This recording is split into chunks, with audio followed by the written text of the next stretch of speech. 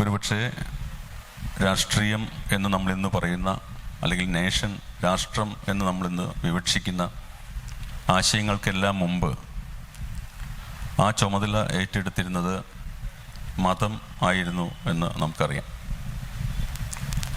ആളുകളുടെ കൂട്ടത്തെ ഏതെങ്കിലും ഒരു കേവല ആശയത്തിൻ്റെ നൂലിൽ ഭദ്രമായി ബന്ധിപ്പിച്ച് കൊണ്ടു നടന്നിരുന്ന ഒരു സമഗ്രത എന്നർത്ഥത്തിൽ മതമാണ് ഏറ്റവും ആദ്യം രാഷ്ട്രീയത്തെക്കാളൊക്കെ എത്രയോ മുമ്പ് നിലവിൽ വന്നതെന്ന് നമുക്ക് എല്ലാവർക്കും അറിയാവുന്നതാണ്. അങ്ങനെ നോക്കുമ്പോൾ ഈ മതം